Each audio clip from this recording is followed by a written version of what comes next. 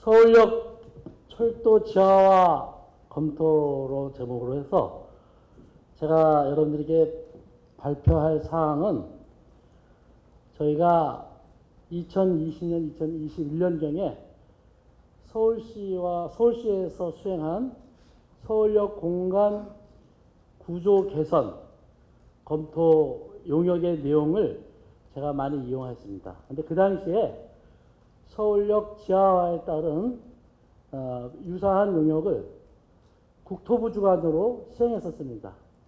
그러니까 서울시의 용역과 국토부의 용역이 일부 목적은 비슷한 것 같으면서도 일부 상당히 내용이 틀렸고, 또 서울시와 국토부와의 어떤 절충 과정에서 제가 또 생각하는 거하고도 기술자로서 좀 서로 틀리고 그랬습니다.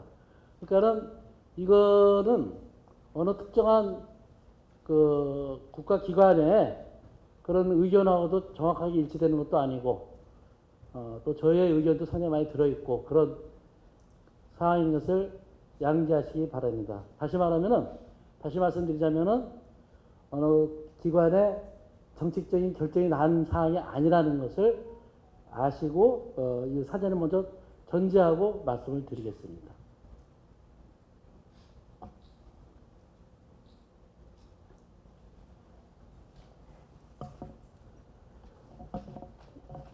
그 서울역은 아시다시피 대한민국을 대표하는 국가 중앙역입니다. 국가 중앙역이면서 근대화의 집단적 기억을 간직한 장소. 보시면은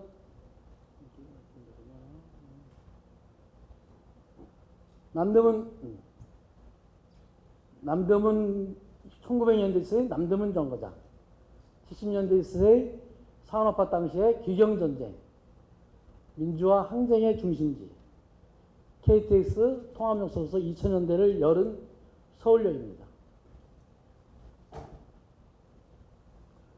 한편 서울역은 철도로 분리된 도시 단절의 문제점을 가지고 있습니다.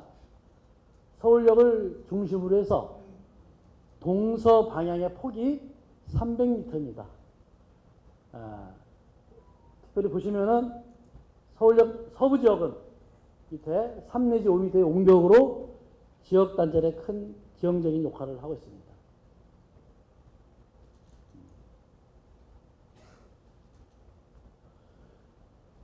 서울역에서 또 문제점으로서는 국가 경쟁력을 저해하는 비효율적인 환승 체계를 갖고 있습니다. 평균 환승거리가 서울역에 여기 설치되어 있는 공항철도, 일반철도, KTX, 경의선, 지하철 1호선, 지하철 4호선, 또 건설되고 있는 GTX-A 이런 것들에 있어서 평균 환승거리가 약 380m입니다. 국제적인 수준의 환승 체계 구축이 필요한 상황입니다. 앞으로도 서울역에 KTX 고속 지하화 철도, 또 광역철도의 4개 노선들, GTX A, B, C, 신안산선, 분당선선 이런 것들을 볼 때 서울역에 있어서의 그 효율적인 환승 체계 구축은 상당히 중요한 문제라고 볼 수 있겠습니다.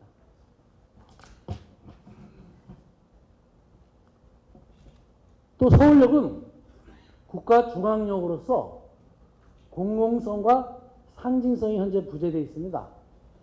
서울역 하면은 롯데 쇼핑몰이 있고, 어쨌든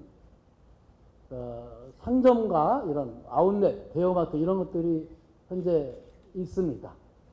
롯데 아웃렛은 2033년까지 점용 허가가 되어 있답니다.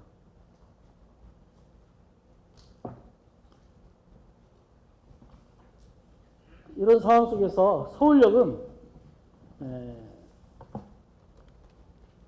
KTX 고속철도, GTX A, B, 신안산선, 신부다선들의 이런 신규 철도들이 신설 예정으로 있습니다.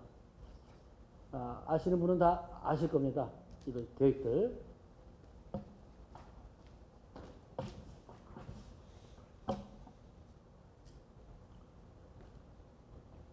서울역에 있어서의 발전 방향은 앞으로 향후 유라시아 철도 시대를 대비한 국가 중앙역으로서의 조성이 필요합니다.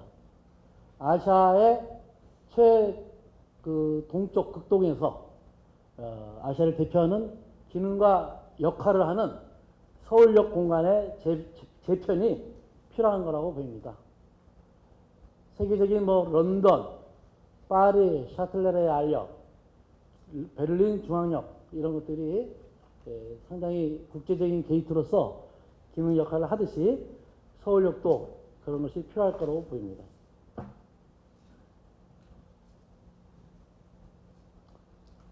철도 지하와 관련 유사 사례입니다. 독일의 슈투트가르트 중앙역, 리브고시 파리역, 지하화시였고 또 여기는 나와있지만은 뉴욕의 센트럴 시티, 센트럴 스테이션이 또 중앙역이 또 이렇게 말할 수 있겠습니다. 리브고시 같은 경우는 현재 있는 그 노면에서 복개를 통해서 인공 지방을 조성해서 낙후 지역의 도시 개발을 한 사례에 속합니다. 우리 서울역하고는 조금 상황이 틀린 상황입니다.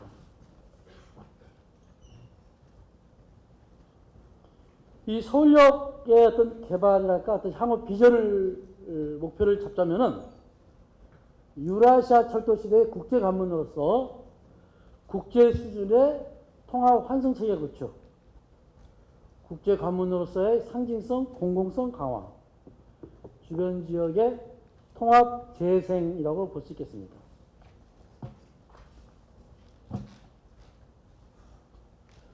국제 수준의 통합 환승 체계 구축을 위하여서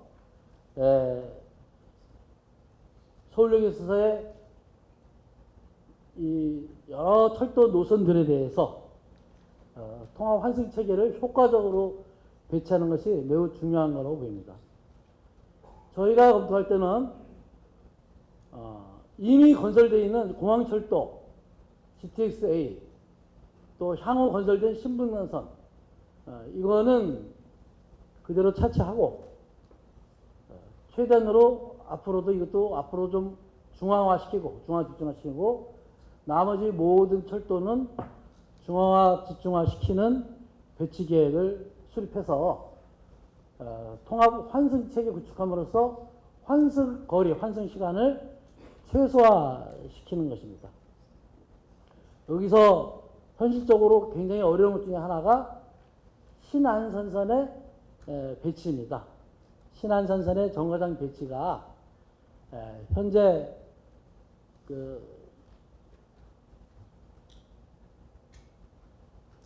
철도망 계획에 따르면은 여의도에서 공덕을 거쳐서 서울역을 동서로 횡단하게 되어 있습니다.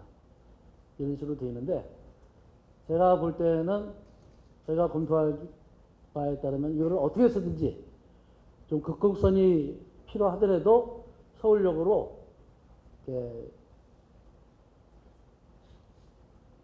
남북 방향의 배치가 필요하다고 좀 봤습니다. 신안선선이 동서로 갈 경우에는 지하 공간이 완전히 좀 깨지는 그런 현상이 보입니다. 그리고 또 모든 가급적인 철도들은 지금의 영동대로 지하 복합 환승센터에 나와 있듯이 평면 환승, 직환승으로 계획하도록 해봤습니다. 또한 서울역은 국제 관문으로서 상징성, 공공성이 강화되는 그러한 서울역을 계획해야 될 거로 보입니다.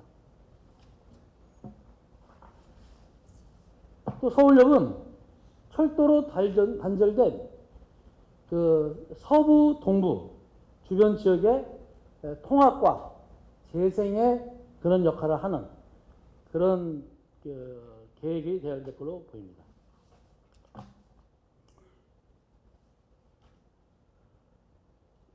서울역 미래 비전 변경상이라고 지금 제시되어 있는데 이 부분은 2017년도에 서울시에서 수행한 서울역 일대 미래 비전 수립 안에 대한 내용입니다.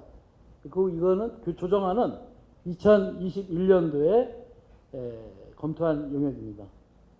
여기서는 2017년도 안에서는 보시는 바와 같이 서울역 철도 지하화를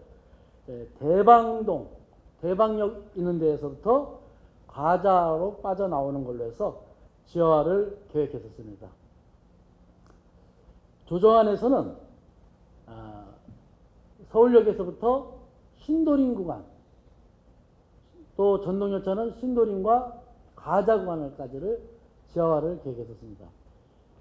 여기서 이 지하화를 계획한 데서 가장 주안점은 비용과 수익입니다.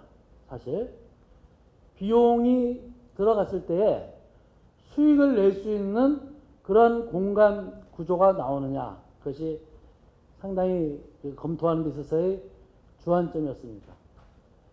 이를테면은 저기 구로를 지나서 남쪽으로 뺐을 때, 또 혹은 인천으로 해서 경인선으로 뺐을 때, 지하로 했을 때, 그때 들어가는 비용과 거기 지하화 시켰을 때 나오는 생성되는 공간에 대한 공간 활용에 따른 수익, 이것을 검토했을 때 최적의 안이라고 그때 저희가 검토한 방안입니다.